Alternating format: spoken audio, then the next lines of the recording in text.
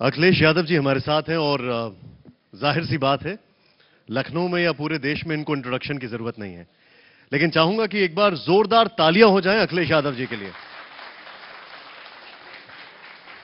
अखिलेश जी, बहुत बहुत शुक्रिया, बहुत बहुत आभार आपका जो आपने हमारे लिए समय निकाला। पहला सवाल, और यह सवाल आज हर एक के मन में है। आपका एक बहुत शानदार आगाज, बहुत बढ़िया युवा आइकन, जबरदस्त ब्रांडिंग, आपकी जो इमेज है वो आपकी पार्टी से ज्यादा बेहतर आपकी इमेज रही है।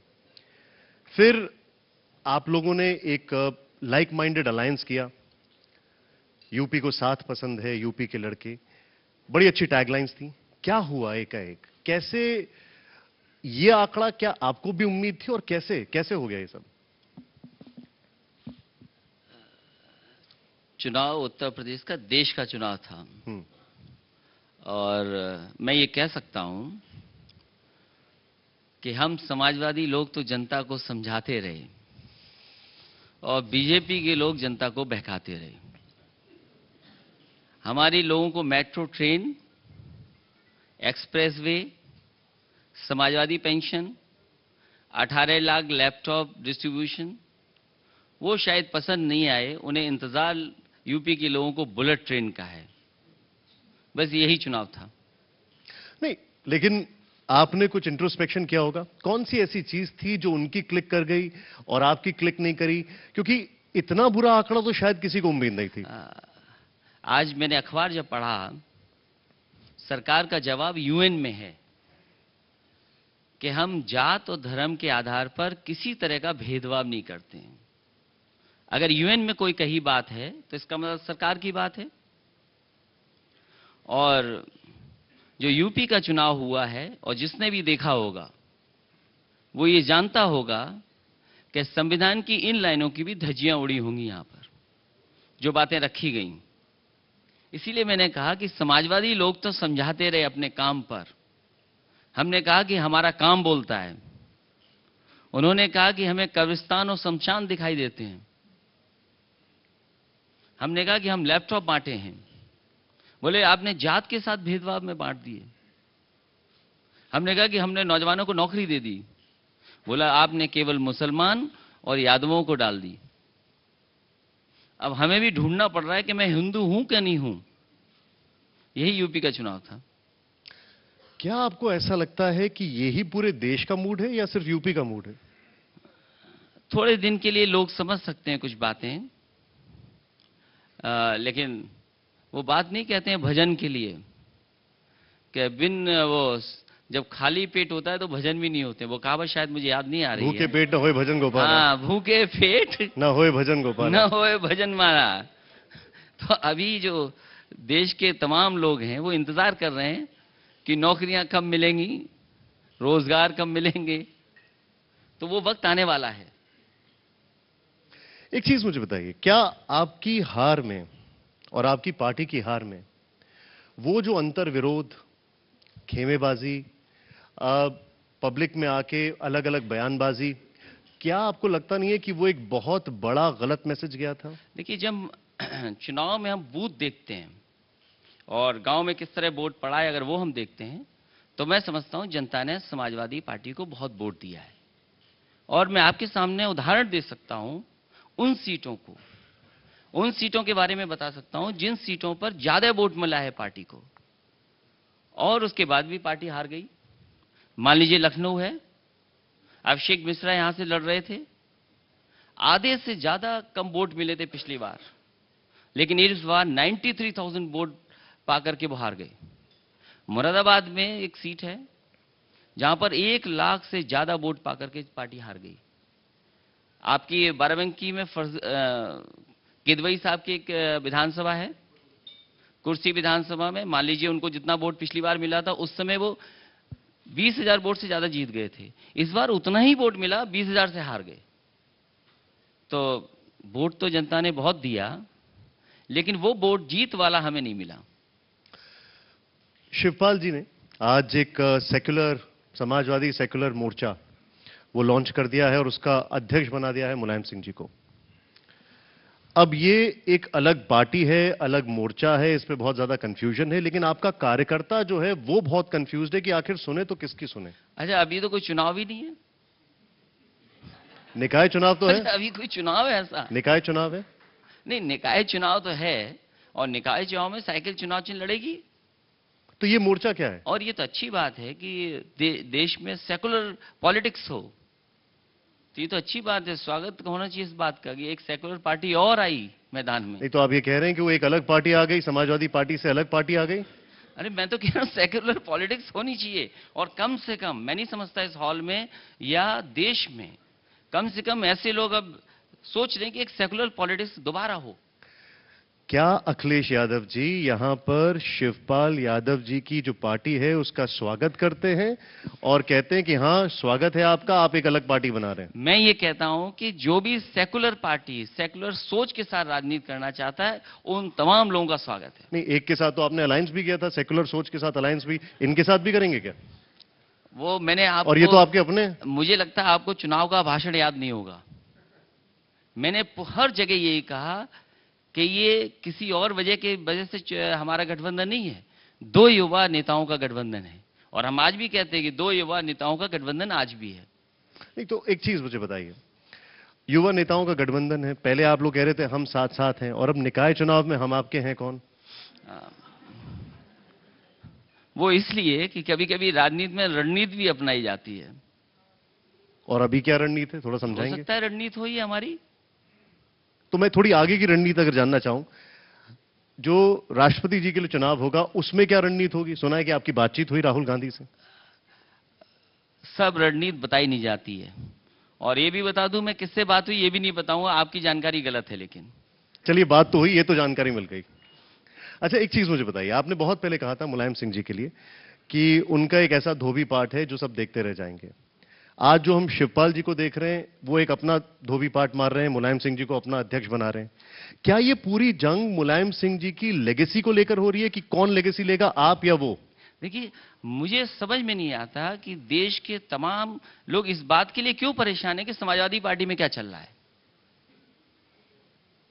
वो मेरे पिताजी हैं, वो रहेंगे, वो अधिकार कोई नहीं छीन सकता। लेकिन मैं कभी कभी सोचता हूं देश क्यों चिंता में है कि अभी भी हम हार गए मान लो, लेकिन देश को अभी भी चिंता है कि घर में क्या हो रहा है। ये तो आपके लिए अच्छी खबर है। मैं तो ये जानना चाहता हूं कि दूसरों के घर के बारे में भी हमें बताओ, तो हम भी तो जाने दूसरों के घर में क्या चल रहा है। दूसरों के घर की अगर बात करें तो 50 दिन 47 दिन योगी जी को हो गए। आप अगर उसको आकलन करते हैं तो आपके हिसाब से उस घर में क्या क्या ऐसा हो रहा है जो आपके घर में नहीं हुआ और जिसकी वजह से आपको लगता है कि शायद वो हो सकता था? देखिए, अभी सरकार को मौका मिलना चाहिए, और ये जो बजट, ये जो पॉलिसी की बातें हैं, अभी तो पुराना ही काम चल रहा है। कोई नया बजट तो पेश हुआ नहीं है, कोई नई बात तो हुई नहीं है। तो अगर हम किसी बात का विरोध करते हैं तो इसका मतलब हम अपने ही बजट का विरोध कर रहे हैं। मैं आपसे जानना चाहता हूं कोई नई पॉलिसी आई हो तो बता दो। अभी तो बजट आना है, इसलिए अभी सरकार को मिलना चाहिए मौका। हालांकि वो मौका हमें नहीं मिला था, लेकिन सरकार को मौका इसलिए मिलना चाहिए कि अभी उनका बजट नहीं आया है, उनकी कोई नई पॉलिसी नहीं बनी है। तो जब तक इंप्लीमेंटेशन नहीं होगा किसी पॉलिसी का, तो आप क्या विरोध करोगे, क्या कहोगे आप अगर विरोध आज ही करने लगे तो अपनी ही पॉलिसी का विरोध कर रहे होंगे आप। हाँ, लेकिन कानून व्यवस्था के सवाल पर प्रश्न चिन्ह लगा है, उससे बच नहीं सकती सरकार। हमने तो कहा अपनी प्रेस कॉन्फ्रेंस में, आज भी कहा कि जो सहारनपुर में हुआ है ये इस सरकार की परीक्षा है, क्योंकि वहां सांसद विधायक ने एक पुलिस कप्तान के घर पे कब्जा किया, उसकी नाम जो लिखा था वो नंबर प्लेट तोड़ दी, नाम तोड़ दिया। वो गाड़ी जो किसी बड़े अधिकारी थी वो गाड़ी तोड़ दी। और मुझे खुशी इस बात की, देश के तमाम चैनलों ने चाहे कम वक्त के लिए दिखाया हो, लेकिन दिखाया जरूर कि उनके बच्चों को, उनके परिवारों को कहां जहां गाय का शेड है वहां जाकर के बचना पड़ा। तो ये सरकार की परीक्षा है। मैं तो सोचता हूं इस परीक्षा में ये सरकार पास होगी कि नहीं होगी, ये सरकार को तय करना है। आप कानून व्यवस्था की बात कर रहे हैं, मैंने यही सवाल बीजेपी के कई नेताओं से पूछे जो आप बोल रहे हैं। उनका यह कहना था कि कम से कम योगी जी ने उनको बुलाकर उस एमपी को, उन एमएलए को डांट लगाई। अखिलेश जी जो थे वो तो गायत्री प्रजापति के लिए कैंपेनिंग करने चले जाते हैं। क्योंकि मैं विपक्ष में हूं और मैं ये कहूं कि आपने जो पुलिस के अधिकारी है उसको रिश्वत दी है, आपने सहारनपुर से लेकर के नोएडा अच्छा जिला दे दिया, तो हम तो ट्रांसफर की रिश्वत मानेंगे उसको। एक चीज मुझे बताइए, आप जिस तरीके से जो चीजें सामने रख रहे हैं, एक सवाल बार बार मन में आता है सबके, अब आगे क्या सोच रहे हैं आप, खासकर देखते हुए कि जो संभावनाएं हैं राजनीति में उसको दरकिरार नहीं कर सकते। अखिलेश यादव, अभी आपके पास आंकड़े कम हैं, और अब आगे आप अपने लिए क्या क्या संभावनाएं देखते हैं? आगे के लिए मेरे पे साइकिल है और साइकिल है और सदस्यता का अभियान चल रहा है, और अभी चुनाव तो कुछ होने वाला नहीं है। अभी चुनाव में बहुत वक्त है, तो हमारे आने वाले समय चुनाव की तैयारी होगी। जब कभी जो चुनाव होगा हम जनता के बीच में जाएंगे, यही हमारी तैयारी है। आप जब आए थे अखिलेश जी, आप यूथ आइकन थे और काफी यूथ आपसे जुड़ते हैं, लेकिन धीरे धीरे वो चीज फेड आउट होती रही जो हमने देखा। क्या वजह है? वो यूथ आइकन, लोग आपकी तरफ देख रहे थे और आपने खुद ही एक दो चीजें बताई। क्या वजह थी कि लोगों को यह लगने लगा कि अखिलेश जो है वो इंडिपेंडेंट नहीं है, बहुत बाद में इंडिपेंडेंट हुए, तब तक डैमेज हो चुका था? मैं ये कहता हूं कि मुझे खुशी इस बात की है कि आज भी बड़ी संख्या में नौजवान समाजवादी पार्टी की तरफ देख रहा है, और जो काम समाजवादी लोगों ने किए कम से कम आने वाली पीढ़ी के लिए किया है। अगर एक्सप्रेस वे बनाया है तो कहीं ना कहीं आने वाली पीढ़ी, उत्तर प्रदेश और देश को उससे लाभ मिलने जा रहा है। अगर हमने मान लो लैपटॉप बांटे थे 18 लाख, मान लीजिए हमने एमबीबीएस सीटें बढ़ाई थी, मान लीजिए पॉलिटेक्निक आईटीआई कॉलेजेस को बढ़ाया था, एससीएल जो कभी नोएडा से बाहर नहीं गया, कम से कम आपको लखनऊ में उसका हब बना दिया। तो ये तमाम जो काम किए थे वो नौजवानों के लिए काम किए थे, और सरकार के 5.5 लाख के लगभग हमने नौकरी दी सरकारी। हम उन विभागों की नहीं बात कर रहे जो आंकड़ों में सरकारी नौकरी नहीं आती है। हम तो कहते हैं सरकार की परीक्षा होगी और आसपास के जो प्रदेश हैं, अगर मैंने 5.5 लाख के लगभग नौकरी दी है सरकारी, तो आसपास के प्रदेश को बताएं कि वहां नौकरी कितनी मिली है। कोई हमें बता दे बगल के प्रदेश में कितनी नौकरी मिली है सरकार की। और वो बात भूल जाइए, आप केंद्र सरकार बता दे कि उत्तर प्रदेश में कितनी सरकारी नौकरी दी है उन्होंने। तो ये कहना कि हम यूथ आइकॉन थे, ये अलग बात है कि उम्र को रोक नहीं सकते, और उम्र तो बढ़ती जाएगी। अब सोच लीजिए अगली बार जब चुनाव होगा तो हो सकता है मेरी बेटी भी वोट डाले। मैं कहूं अभी भी यंग हूं, तो जिस समय मुझे मौका मिला और जिस उम्र के उस पर मुझे मौका मिला, मैं समझता हूं मैंने ईमानदारी से सबसे ज्यादा अच्छा काम किया। मेरा सवाल जो था वो ये है कि क्या अखिलेश यादव शुरू में जिस तरीके से वो आए, उसके बाद क्या वो दबाव में काम करते थे? क्या उनके ऊपर अलग अलग लोग थे जो उनको काम नहीं करने देते, और बाद में आपने जब रिवोल्ट किया तो परिवार का झगड़ा सामने आ गया? पुरानी बात इसलिए खत्म हो गई, ये इंट्रोस्पेक्शन की बात है। दूसरी बात कहता हूं, पुरानी बात तो गई, बदल नहीं सकते, परिणाम को नहीं बदल सकते, लेकिन हां इस बार सरकार बनी होती तो आप काम की रफ्तार समझते कि रफ्तार क्या होती है। अच्छा, पुरानी बात इसलिए तो सरकार हमारी नहीं बनी। सोचो, सब कुछ सीख लिया। हमने तो कहा एक समय कि हम अंडर ट्रेनिंग हैं, लेकिन सब सीख लिया, और इस बार मौका मिलता तो सोचो कितनी मेट्रो बन रही होती। अब तो इंतजार ये है कि ट्रेन आ गई है, सब कुछ आ गया, चालू नहीं कर रहे हैं, बन के तैयार है, चालू नहीं हो रही। और चालू इसलिए नहीं हो रही कि समाजवादी पार्टी को मौका मिल जाएगा उनको कहने को कि हां समाजवादियों ने ये बनवाई थी। नहीं, लेकिन ये जो आप बात कर रहे हैं, मैं आपको एक उदाहरण देता हूं। गाजीपुर से गेहमर गांव जब जाएं तो टीबी हाईवे पड़ता है। उस हाईवे को लेकर बड़े सवाल खड़े हुए, और मैंने कई लोगों से बातचीत की। 40 किलोमीटर का हाईवे है और वहां पर इतने हादसे हुए, बोलते हैं कि सरकार ने कभी इस पे ध्यान ही नहीं दिया, तवज्जो ही नहीं दी। वो ये आपके ऊपर आरोप लगाते हैं, आप उनके ऊपर आरोप लगाते हैं। वहां पर आपके जो नेता कैंपेनिंग करने आते हैं वो 75-75 लाख की गाड़ियों में आते हैं। देखिए, मैं समझता हूं आप गाजीपुर गए होंगे, और जो सड़कें स्टेट गवर्नमेंट की थी वो सड़कें बनी, लेकिन नेशनल हाईवे हम कैसे ठीक कर देंगे? गोरखपुर से लेकर वाराणसी वाला एनएचएआई, कभी कांग्रेस के जमाने में एनएचएआई हुआ था। अगर कोई गोरखपुर और वाराणसी के आसपास का रहने वाला होगा, सलीमपुर होकर के जो सड़क बननी थी वो एनएचएआई की सड़क है, उत्तर प्रदेश की सड़क ही नहीं है। आपकी बनारस से लेकर के लोग लखनऊ आते थे, सुनाते जाते थे कि बताओ सड़क कैसी है। हमने कहा कि नेशनल हाईवे हमारा नहीं है, और आप तो रिकॉर्ड निकलवाइए कि पिछले 3 साल में जब समाजवादी सरकार थी, एनएचएआई ने और एनएच ने कितना मेंटेनेंस के लिए पैसा दिया था। वो बात आपके सामने होगी। इसलिए ग्लैमर याद दिलाना, किसी महंगी गाड़ी से कोई वहां चल रहा हो, अच्छा अब तो चलो गाड़ी की बात है, वो तो गाड़ी जिस पे पैसा होगा वो गाड़ी खरीद लेगा, वो इनकम टैक्स देता होगा, उस पर तो रोक हम कैसे लगा सकते हैं। लेकिन हां, सवाल मैं ये पूछ सकता हूं कि एनएच और एनएचआई की जिम्मेदारी किसकी है? एनएच में आपने मेंटेनेंस का पैसा कितना दिया था? जो सड़क कांग्रेस के जमाने में शुरू हुई थी एनएचआई की, गोरखपुर सलेमपुर होकर के वाराणसी, बताइए अब कितनी सड़क बन गई है वो? तो जिम्मेदार कौन है? स्टेट गवर्नमेंट उसके लिए जिम्मेदार नहीं हो सकती। सेंट्रल गवर्नमेंट एनएचआई की नहीं सड़क बनाएगा तो उसके लिए जिम्मेदार कौन है? एक सवाल मन में आ रहा है बार बार, वो ये है कि क्या बिहार की तर्ज पर हम आने वाले समय में यूपी में भी कोई महागठबंधन देख सकते हैं, आपका और बीएसपी का? जवाब से पहले मुस्कुराहट आ रही है वैसे। ये इसलिए मत पूछिए कि लोग होने नहीं देंगे। आपको इसके इतिहास में जाना चाहिए कि किन लोगों ने ये सपा और बसपा का गठबंधन तोड़वाया था। तो वो ताकतें जो हैं, वो ताकतें मौका नहीं देंगी कि समाजवादी पार्टी और बहुजन समाज पार्टी का कहीं गठबंधन हो जाए। इसलिए अभी तो हम सदस्यता का अभियान चला रहे हैं, 2 महीने हमें सदस्य बना लेने दीजिए, अपनी पार्टी को मजबूत कर लेने दीजिए, उसके बाद फैसला लेंगे जब चुनाव होगा तब। मुलायम सिंह जी मुख्यमंत्री बने थे बाकायदा उस अलायंस के साथ, तो क्या आपके मन में भी ऐसा ख्वाब है कभी कुछ ऐसा एक बार फिर से होगा? देखिए, वो मुख्यमंत्री बनूंगा कि नहीं बनूंगा, लेकिन मुख्यमंत्री रह करके जो काम कर सकता हूं उसको कोई छू पाएगा कि नहीं छू पाएगा, ये बड़ा सवाल है। एक चीज मुझे बताइए अखिलेश जी, अभी तक जो काम किए हैं योगी सरकार ने, जैसे किसानों का ऋण माफी, जैसे हर जगह औचक निरीक्षण होता है, जैसे टाइम पर लोग ऑफिस आ रहे हैं, क्या ये पहले से बेहतर नहीं है?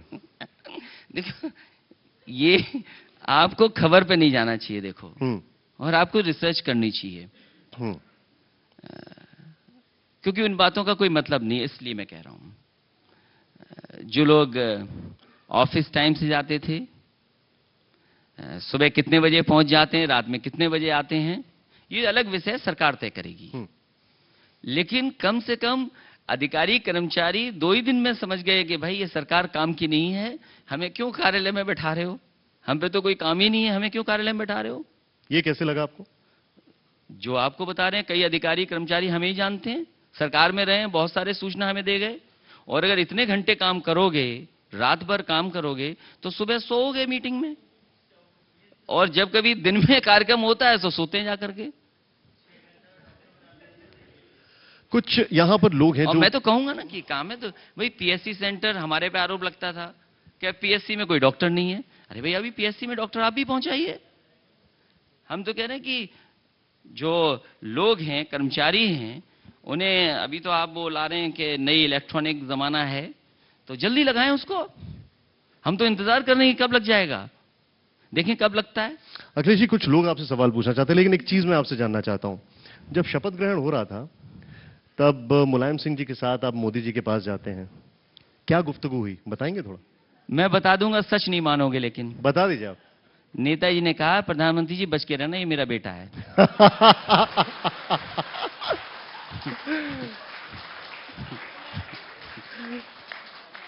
वहां से जवाब क्या आया? अब आपकी मर्जी है, यकीन मानोगे नहीं मानोगे। भाई, हमें जो लगा वो मैंने कह दिया। यहां पर जनता के लिए सवाल खोलते हैं। साहिल हमारे साथ। साहिल। अखिलेश जी, एक एक्चुअली ये थोड़ा सा बड़ा सवाल होगा। आप समाजवादी परिवार से हैं, इसके लिए ये सवाल आपको पूछना बहुत जरूरी है। सबसे पहले तो ये है कि जहां जहां पर देश में बीजेपी की सरकार आई, खास करके गुजरात हो, मध्य प्रदेश हो, वहां पर वो एक बार आए, 15 साल तक अभी तक उनको कोई वहां से हटा नहीं पाया है। ये आपकी पहली सरकार नहीं है समाजवादी पार्टी की, इससे पहले भी आपकी सरकार आई है, फिर मायावती जी को मौका दिया गया, तो आपकी सरकार परमानेंट नहीं रही है। उसका आप क्या कारण मानते हैं? एक। दूसरा, समाजवादी ताकतों का सबसे बड़ा नुकसान इसलिए होता है कि जितने नेता उतनी पार्टियां। तो क्या आपको लगता है कि आज की स्थिति में देश में लोग क्षेत्रीय पार्टियों से ज्यादा एक ऐसी ताकतवर राष्ट्रीय पार्टी को चुन रही है कि जो देश में भी सत्ता चला सके और राज्य में भी सत्ता चला सके? तो क्या आपको लगता है कि एक बड़े लेवल पर पूरे देश में समाजवादी ताकतों को एक साथ आना चाहिए और उसी के वजह से मोदी, नरेंद्र मोदी या बीजेपी के साथ आप टक्कर ले सकते हैं क्या? देखिए, 2 बड़े सवाल आपने पूछे हैं। पहले तो ये मैं बता दूं, देश के जितने भी समाजवादी लोग हैं वो एक साथ आए, अच्छी बात है, और जुड़कर के मिलकर के एक ताकत बने, अच्छी बात है। जो पहला सवाल आपने पूछा, इस बार हमारा ग्लू काम नहीं किया।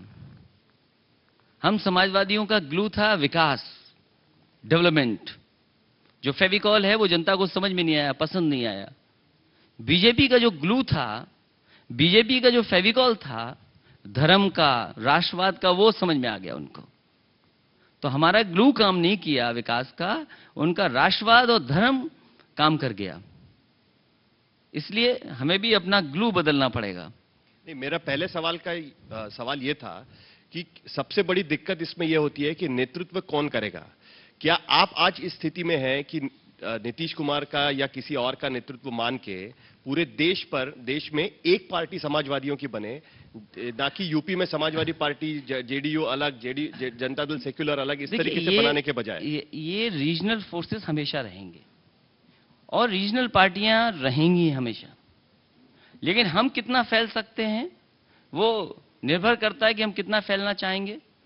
लेकिन रीजनल पार्टीज रहना अच्छा है, कम से कम वहां के लोगों की जनभावनाओं का ख्याल रखते हुए। केंद्र सरकार या केंद्र जो बड़ी बड़ी पार्टियां हैं, बड़ी पार्टी क्यों खत्म हो गई? क्योंकि उनके मुद्दे समझ में नहीं आए। मुद्दे क्या हैं जमीन पर? और कभी कभी रीजनल फोर्सेस होना जरूरी है लोकतंत्र के लिए, और लोकतंत्र के लिए स्वस्थ परंपरा है कि इस तरह के फोर्सेस रहें, इस तरह की पार्टियां रहें जो लोगों की बात रखें। आप ग्लू की बात कर रहे हैं, क्या आपको लगता है कि कुछ चीजों को आप मिसरीड कर गए? जैसे आपकी हर रैली में, एक दो रैली मैंने भी अटेंड की, उसमें आप हर रैली में ये बोला करते थे कि लोगों को लंबी लंबी लाइनों में लगवा दिया, डिमोनेटाइजेशन के चलते, नोटबंदी के चलते, लेकिन अल्टीमेटली देखने को ये मिला या तो लोगों को उसको फर्क नहीं पड़ा या फिर उनको लगा कि हाँ ये एक अच्छा कदम था। मैं समझता हूं देश के बड़े जर्नलिस्ट, कई लोग मुझसे चुनाव के दौरान मिले और उन्होंने कहा कि नोटबंदी का आपके खिलाफ जा रहा है। मैंने कहा मैं नोटबंदी के खिलाफ जो बात मैंने कही वो मैं आज भी कहता हूं, और इस बात को मैंने हर सभा में कहा, और मैंने यही कहा कि रुपया जो होता है, जो पैसा है, वो काला सफेद नहीं होता। हमारा आपका लेन देन काला सफेद होता है। हमने मान लो कारोबार किया किसी काले धन से, मुनाफा कमाया, टैक्स दे दिया, तो वो पैसा सफेद हो गया। उसी सफेद पैसे से कारोबार किया और टैक्स नहीं दिया तो वही पैसा काला हो गया। ये जनता समझी ही नहीं। और क्यों नहीं समझी? वो मुझे एक कहानी याद आ गई।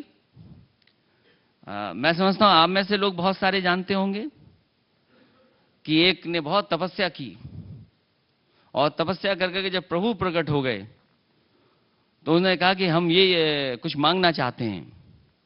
तो प्रभु ने कहा कि मांगना तो चाहते हो, ठीक है मैं दूंगा, लेकिन याद रखना जो तुम मांगोगे उसका डबल हम देंगे आपके पड़ोसी को। तो उसने सोचा क्या मांगूं? तो उसने मांगा कि भाई मेरी एक आंख फूट जाए।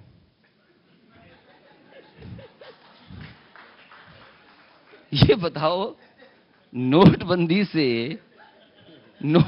से कौन सा लाभ हो गया? ये बताओ। आज तो चुनाव नहीं है, खत्म हो गया चुनाव, चलिए छोड़िए चुनाव की बात, लेकिन अर्थव्यवस्था को क्या लाभ हुआ ये बता दो। सरकार आंकड़े दे कि उसके पास कितना पैसा जमा हुआ। और मैं प्रधानमंत्री जी का पहला भाषण याद करता हूं, जिस समय उन्होंने भाषण दिया था और देश के सामने आकर के कहा था कि नोटबंदी से ये 2 लाभ होने जा रहे हैं। उन्होंने कहा कि आतंकवाद, नक्सलवाद पे जो पैसा पहुंच रहा है वो नहीं पहुंचेगा, और दूसरे भ्रष्टाचार खत्म हो जाएगा। ये किसको समझा रहे हो आप? वही भ्रष्टाचार होता है, लेन देन हमारा आपका। पुलिस का कर्मचारी खड़ा है सड़क पर, कुछ पैसा ले ले तो बताओ भ्रष्टाचार नहीं है क्या? तो नोटबंदी से भ्रष्टाचार कहां खत्म हो रहा था? नोटबंदी से आपने बैंकों को बचाया है। ये आप स्वीकार क्यों नहीं करते हो?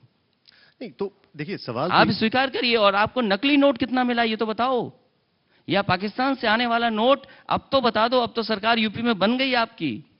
आपने यही तो कहा ना अपने भाषणों में, प्रधानमंत्री जी ने, कि सपा और बसपा बहुत पैसा है इनके पास। तो हम तो जानना चाहते हैं ना कि बताओ कि भाई आपको पाकिस्तान से आने वाला वो नोट, नकली नोट कितना बैंकों को जमा हो गया, ये बताओ। ये आंकड़ा कौन देगा? अब तो चुनाव नहीं है, जनता को लगा पता नहीं कौन सा फैसला हो गया। इसलिए मैंने कहा कि लोकतंत्र में कभी कभी बहका के भी वोट लिया जाता है। हम समाजवादी लोग जनता को बहका नहीं पाए। नहीं, जैसे आप बता रहे हैं तो क्या ये माना जाए, चलिए 2 मिनट के मान लिया कि उनका वो पॉलिटिकल स्टंट था, वो नहीं, हम उनकी पॉलिटिकल रणनीति स्टंट नहीं या बोल उनकी रहे हैं, रणनीति हम थी? ये बताते हैं कि जो अर्थव्यवस्था को क्या लाभ हुआ, कितने कारखाने बंद हो गए, मजदूरों की एसोसिएशन कह रही है कि मजदूरी कितनी छूट गई। बहुत सारे लोग, आप स्वीकार नहीं करोगे, खुद व्यापार करने वाले, बिजनेस करने वाले वो बताएं कि उनको कितना नुकसान हुआ और कितने अमीर लोग लग गए लाइन में। वो अमीर, गरीब को ये लगा कि चलो अच्छा हुआ, अमीर का पैसा तो बंद हो गया, वैसे सर और गरीब को पता ही नहीं था, अमीर को कोई नुकसान ही नहीं हुआ। ये बेवजह की बात कहना। एक चीज मैं आपसे जानना चाहूंगा, जो आप बता रहे हैं अमीर लोग लाइन में लग गए, यहाँ पे हाँ, नहीं लगा कोई लाइन बहुत में। सारे लोग हैं, मैं जानना जिसका अकाउंट बड़ा होता है उसका बैंक मैनेजर खुद फोन करता है कि कब आ जाऊं मैं आपसे मिलने। बिल्कुल ठीक कह रहे हैं। वैसे कितने अमीर लोग लाइन में लगते हैं कभी? और ये परंपरा रोक दो आप, अगर रोक सकते हो तो रोक दो। आप बताइए कि मर्ज कितनी होगी बैंक आरबीआई में? कुछ बैंकें मर्ज हुई हैं देश की, आप बताइए कौन सी मर्ज होगी बैंक में? और फिर जिन लोगों ने उधार लिया पैसा, जिनकी वजह से बैंकें डूब रही थी, आप 5 लोगों के नाम बता दीजिए। देश को कम से कम 5 लोगों के नाम पता होना चाहिए कि जिन्होंने बैंक से लोन ज्यादा ले लिया, जो वापस नहीं कर रहे हो, न करेंगे कभी। इसलिए जनता को मत उलझाइए आप। इसीलिए मैंने कहा कि वो जो भजन वाली बात कही थी, वो एक बार फिर कहावत बता दे कोई मुझे। भूखे पेट ना होए भजन गोपाला। बस समझ लो, आप सोच लीजिए। अभी भूखा पेट होने जा रहा है, उसके बाद आपको खुद पता लगेगा। कुछ और सवाल यहाँ पर, वो पीछे एक सवाल पूछ रहे हैं अखिलेश जी। जी अखिलेश जी, इस देश में 30 से थोड़ा 40 खड़े हो जाए। हाँ हाँ। इस देश में 30 से 40% मतदाता मत नहीं गिर पाते, और आप अपनी पार्टी को राष्ट्रीय पार्टी भी बना सकते हैं और उन 30 से 40% मतदाताओं को अपने साथ जोड़ भी सकते हैं।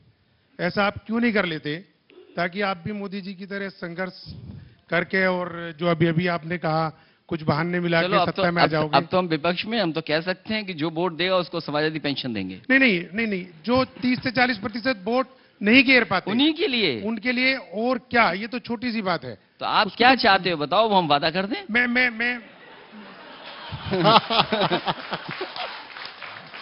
क्या चाहते हो वही वादा कर दूंगा मैं। अखिलेश जी, मैं ये चाहता हूँ, मतलब जिस तरीके मुझे से आप सरकारी तो बनानी है, मैं वादा कर दूंगा।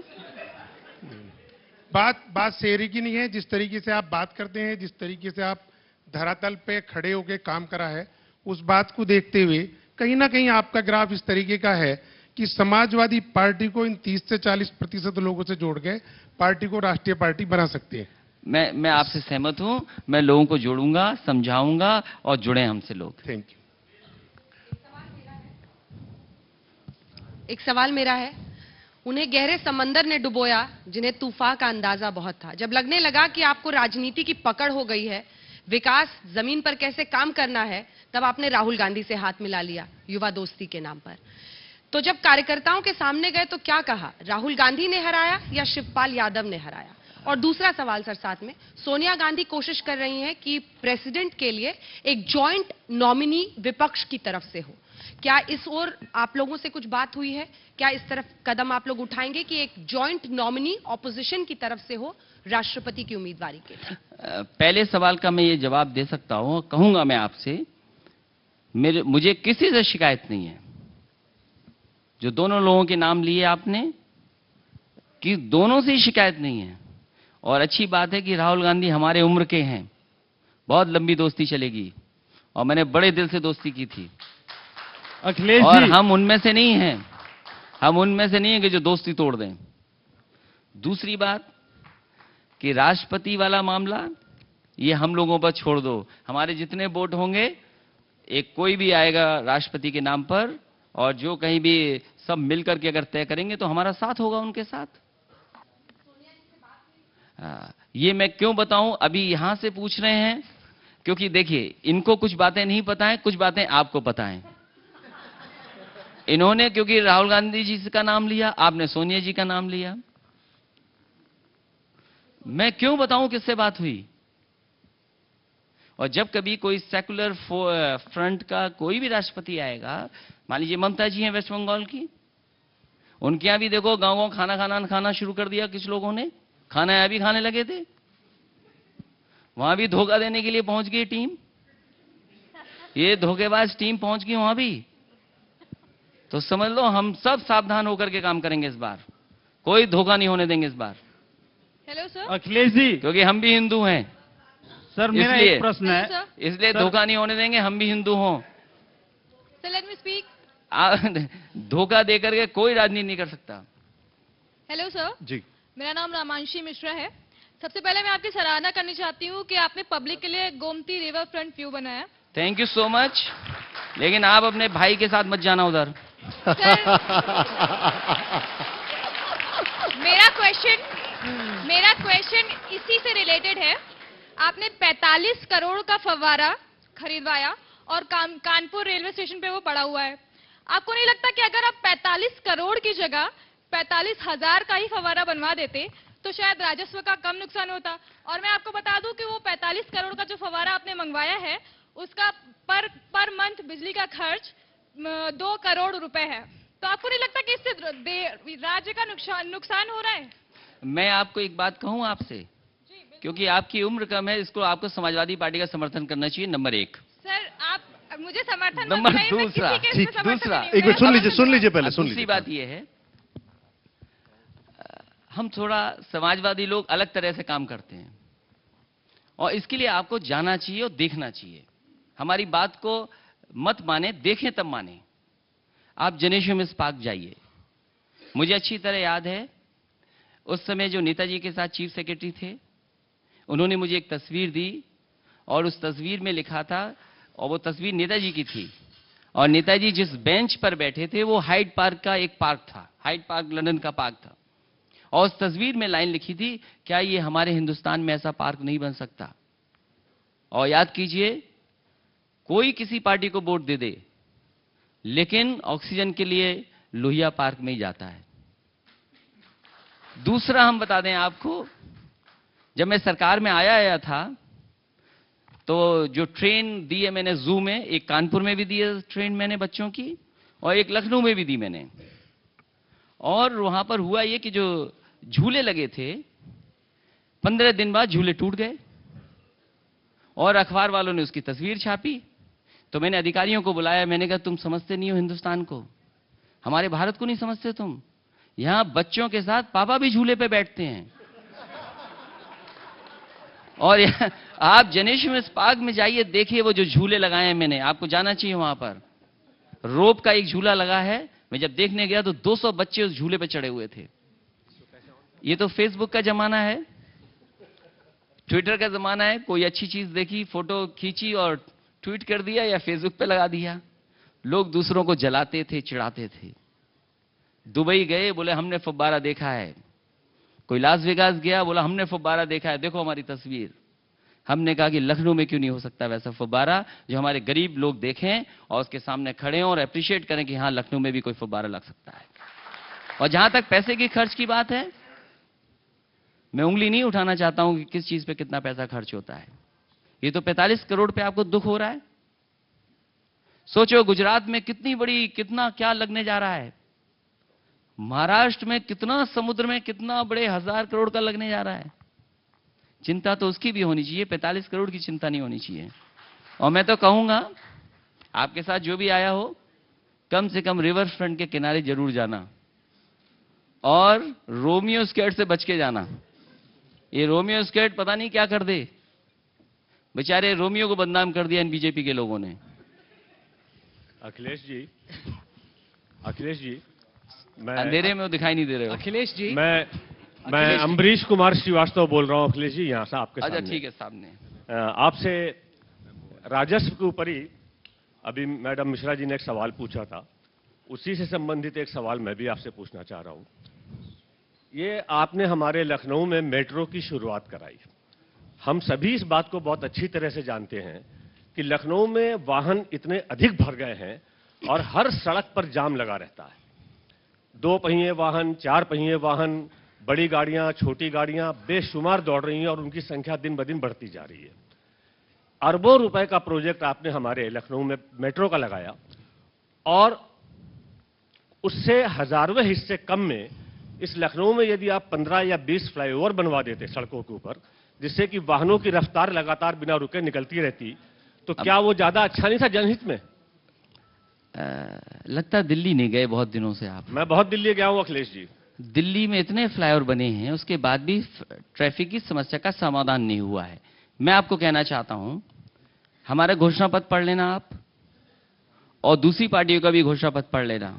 शायद समाजवादी पार्टी ने लिखा था कि ये ट्रैफिक, इसका परमानेंट समाधान समाजवादी सरकार बनने पर करेंगे। और मेट्रो की बुराई मत करिए, क्योंकि आप ही को चलना है, हम तो कभी कभार चलेंगे, हमारे बच्चे कभी कभार चलेंगे। आपको अप्रिशिएट करना चाहिए कि देश में इतनी रफ्तार से किसी ने भी मेट्रो नहीं बनाई होगी जो हमने बना दी। और आपको ट्रैफिक की चिंता है, आपको एक काम करना चाहिए, आज ही साइकिल खरीद लो एक, और निकल जाइए साइकिल ट्रैक पर, कोई जाम में नहीं फंसोगे आप। और कहीं जाम लगे तो ऊपर उठा लेना साइकिल, निकल जाना वहां से।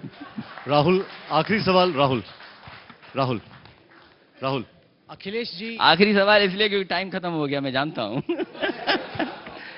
अखिलेश जी, चुनाव से पहले हम लोग गोमती के किनारे मिले, वो तस्वीरें खूब वायरल भी हुई। आपने साइकिल चलाया, आपने सारा अपना काम दिखाया, और आपने कहा कि ये चुनाव लोगों का रेफरेंडम होगा हमारे काम पे। फिर वर्डिक्ट हमारे सामने आया, फिर वर्डिक्ट हम लोगों के सामने आया, और वर्डिक्ट आपके अनुकूल नहीं रहा। मैं आपसे जानना चाहता हूं कि जब आज आप उस मंच पे बैठते हुए इस चुनाव को, अपने काम को, पूरे इलेक्शन कैंपेन को देखते हैं और फिर वर्डिक्ट को देखते हैं, आपके हिसाब से आपसे चूक कहां हुई, आपने सबक क्या सीखे? और साथ ही साथ जिस तरीके का इस वक्त मोदी जी की एक लहर चल रही है देश भर में, विपक्ष में बैठे हुए अगले चुनाव से पहले उन्हें हराने के लिए या उनसे टक्कर देने के लिए आपकी क्या कोई रणनीति बनी है? आप योगी भी इस वक्त चल रहे हैं, आपके थोड़ी देर बाद यहां क्या स्ट्रेटेजी रहेगी? कई सवाल है, मैं जवाब दे देता हूं आपको। देखिए, पहली बात तो ये आपको मानना चाहिए, मैंने उस समय ये कहा था कि मैं उत्तर प्रदेश का डेवलपमेंट के एजेंडे पर इस बार जनता के बीच में जा रहा हूं, और मुझे खुशी होगी इस बात की कि जनता एक बार डेवलपमेंट चाहे किसी का भी हो उसको अप्रिशिएट करे और उसको मौका दे। और दूसरी बात मैंने आपसे कही थी कि अगर मान लीजिए डेवलपमेंट का इस बार नहीं होगा मुद्दा, तो हम भी दूसरी पार्टियों की तरह जात और धर्म ढूंढ रहे होंगे। ये शायद आने वाली पीढ़ी के लिए होगा कि जात धर्म पे वोट देना है क्या डेवलपमेंट पे वोट डालना है। और फिर ये सरकार तो नई है, मान लीजिए प्रधानमंत्री जी हैं, उनका तो समय लगभग 2 ही साल बचा है।